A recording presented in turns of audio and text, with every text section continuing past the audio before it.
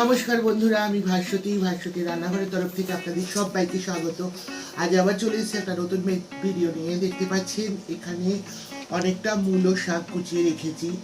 মূলো শাক আমরা শীতকালে সকলেই খেয়ে থাকি, কিন্তু আমি কিভাবে করি সেটা আপনাদের সাথে শেয়ার করতে চলে এলাম। চলুন এবার রেসিপিটা শুরু করা যাক।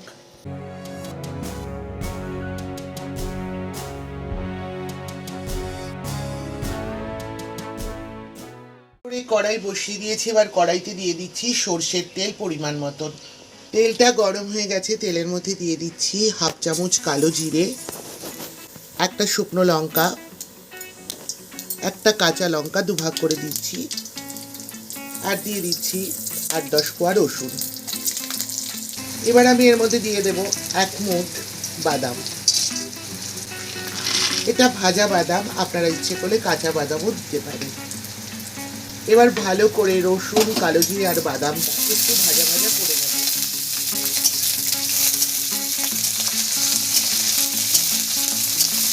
বাদামটা ভালো করে রসুন, কাঁচা লঙ্কা আর কালো জিরের সাথে ভাজা ভাজা করে নিয়েছি।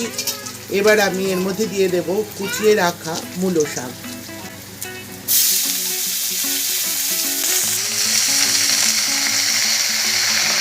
এবার এর মধ্যে দিয়ে দেব হাফ চামচ হলুদের গুঁড়ো,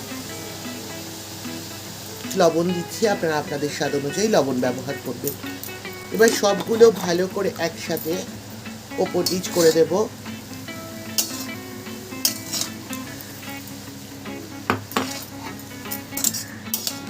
এইবার এটা একটা ঢাকা দিয়ে দেব। ঢাকা অবস্থায় এটা 15 মিনিট রান্না হতে থাকুক। 15 মিনিট পর আমি ফিরে আসছি। 10 মিনিট পর ফিরে এলাম। দেখুন শাকটা বেশ খানিকটা মজে গেছে। এবার আমি এর মধ্যে একটু জল দিয়ে দেব। আমি এতক্ষণ এর মধ্যে কোনো রকম জল ব্যবহার করিনি। এবার আমি এটার 1 মগ জল দিয়ে দিচ্ছি। জল দিয়ে আমি আবার 10 মিনিট এটাকে ঢাকা অবস্থায় রান্না হতে দেব। 10 মিনিট পর আমি ফিরে আসছি। বন্ধুরা, রেডি হয়ে গেল আমার বাদাম দিয়ে মূলো শাক ভাজা। এবার উপর দিয়ে একটু পোস্তর দানা ছড়িয়ে দিচ্ছি।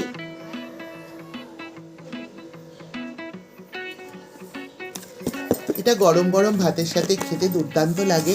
রুটির সাথে এটা আপনারা অনায়াসেই খেতে পারবেন।